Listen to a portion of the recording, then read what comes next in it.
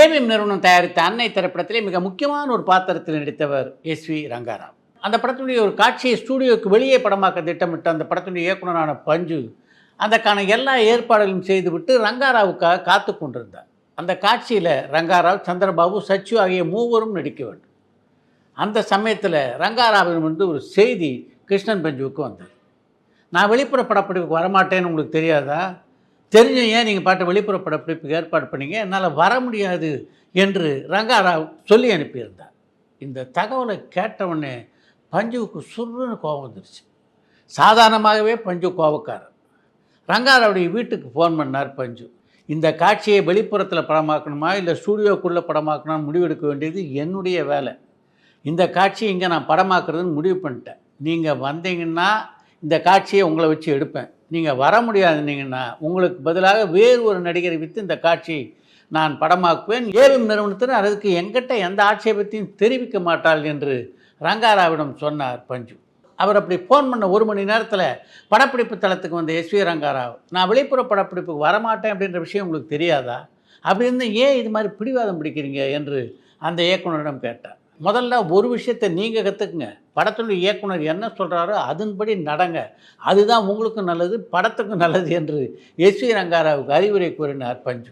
அன்னை திரைப்படத்தை இத்தனை பிரச்சனைகள் அவர்களுக்குள்ளே எழுந்தாலும் இந்த பிரச்சனைகளால் எஸ்வி ரங்காராவ், கிருஷ்ணன் பஞ்சு ஆகியோருடைய இருந்த நட்பு இருக்க அது எந்த வகையிலும் பாதிக்கப்படவில்லை அப்படின்றது தான் ரொம்ப முக்கியமான விஷயம். இதற்கு பின்னாலே பஞ்சுவின் இயக்கத்திலே சர்வசுந்தரம் படத்தில் கூட ஒரு கௌரவ வேடத்திலே நடித்திருந்தார் எஸ்வி ரங்காராவ். இன்றைய தமிழ் சினிமாவில் முன்னணி நடிகராக இருக்கின்றவர் அஜித். அவருடைய திரை வாழ்க்கையை பார்த்தீங்கன்னா மற்ற நடிகர்களுடைய எந்த சாயலும் அதில் இருக்காது. பொதுவாக மற்ற நடிகர்கள் எல்லாருமே பெரும்பாலான விழாக்களிலே கலந்து கொள்வார்கள், விருந்துகளிலே கலந்து கொள்வார்கள். ஆனால் கடந்த பல வருடங்களாக எந்த விழாக்களிலும் அஜித் கலந்து கொள்வதில்லை. எந்த விருந்துகளிலையும் அவரை பார்க்க முடியாது. அதே மாதிரி மற்ற நடிகர்கள் மாதிரி சொத்துக்களை வாங்கி குவிக்கிறதுலையும் அவருக்கு ஆர்வம் இல்லை. இப்படி எல்லா விதத்திலும் ஒரு மாறுபட்ட நடிகராக இருந்தபோதும் தொடர்ந்து அவர் முன்னிலையில் இருக்கிறார் என்றால் அதுக்கு மிக முக்கியமான காரணம் 2. 1, அவருடைய ரசிகர்கள்.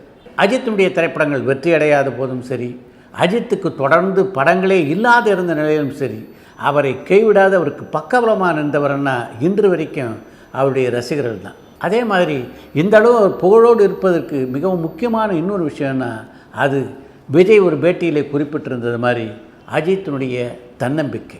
இந்த 2ம் சேர்ந்து தான் அஜித்தை இன்று வரையிலே முன்னணியிலே நிற்க வைத்திருக்கிறார். நடிகர் திலகம் சிவாஜி கணேசன் எப்படிப்பட்ட ஆற்றல் மிக்க நடிகர் அப்படின்றது மொத்த உலகத்துக்கும் தெரிஞ்ச விஷயம். ஆனால் அந்த இடத்துக்கு வர்றதுக்கு முன்னால் அவர் சந்தித்த போராட்டங்கள் இருக்க அது எண்ணில் அடங்காது. நாடகக்குழுவில் இருந்தபோது தனக்கு மிகவும் அனுசரணையாக இருந்தவர் எம்.ஆர். ராதா என்பதை பற்றி பல பேட்டிகளில் குறிப்பிட்டிருக்கிறார் சிவாஜி. எங்களுக்கெல்லாம் அவர் தந்தை மாதிரி.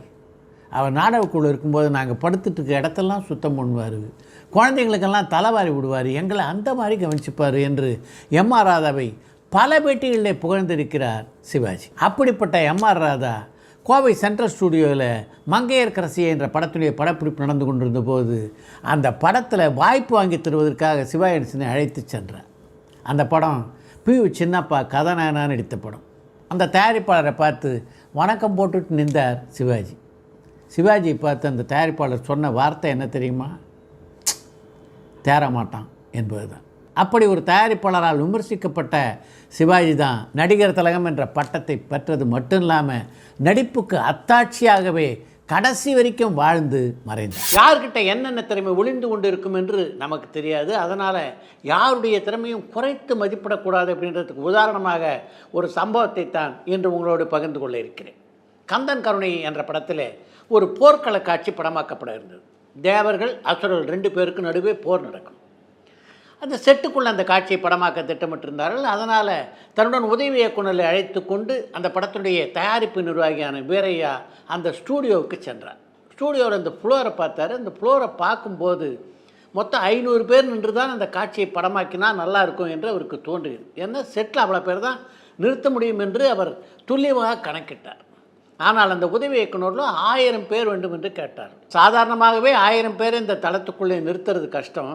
அது மட்டும் இல்லாமல் அந்த போர் வீரர்கள் எல்லோருடைய கையிலும் ஆயுதங்கள் வேறு இருக்கும். அதுக்கான இடத்தையே நினச்சி பாருங்கள் என்று அந்த உதவி இயக்குநரிடம் பல முறை சொன்னார் வீரையா. ஆனால் அந்த உதவி இயக்குநர்களுக்கு அதில் திருப்தி ஏற்படவில்லை. அவங்க டைரக்டர்கிட்ட போய் என்ன சொன்னாங்கன்னு தெரியல.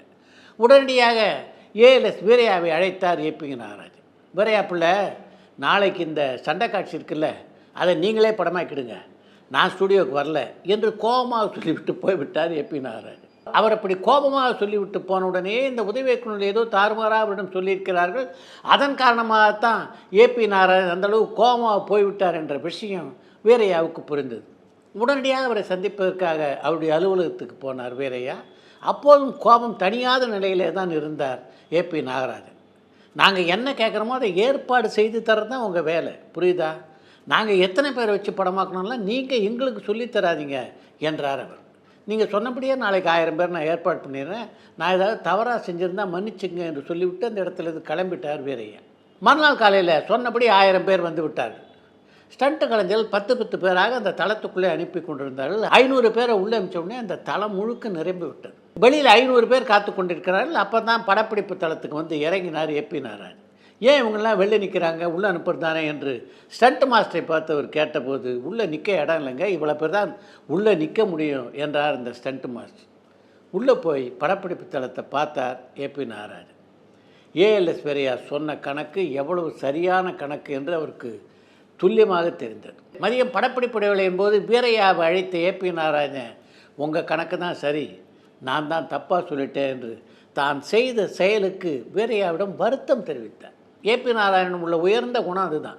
அவர் செய்தது சரி, தான் செய்தது தப்பு என்ற போது அவரிடம் வருத்தத்தை தெரிவிக்கின்ற அந்த பெருந்தன்மையான மனம் ஏபி நாராயணனிடம் இருந்தது. பொதுவாக நம்முடைய பார்வையில் ஒரு வெற்றி படம்னா என்ன? ஒரு 100 நாள் ஓடிஇருந்தால் அது வெற்றி படம், வெள்ளி விழா ஓடிஇருந்தால் அது வெற்றி படம், அதே மாதிரி வசூலை வாரி குவித்திருந்தால் வெற்றி படம்.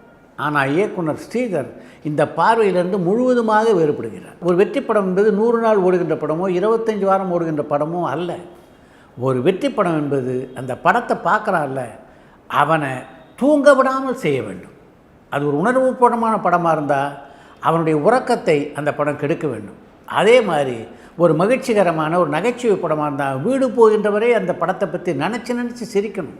அதுதான் வெற்றி படம் என்கிறார் ஸ்ரீதர். நம்முடைய மனதிலே இன்று வரை நிலைத்து நிற்கக்கூடிய படங்களையும் வசூலிலே மிகப்பெரிய சாதனைகளை புரிந்த படங்களையும் இயக்கிய ஸ்ரீதர் அந்த மாதிரி படங்கள் எல்லாம் உருவாக்குவதற்கு முன்னாலே தான் எப்படி செயல்பட்டோம் என்பதையும் ஒரு பத்திரிகை பேட்டியிலே விளக்கமாக சொல்லியிருக்கிறார்.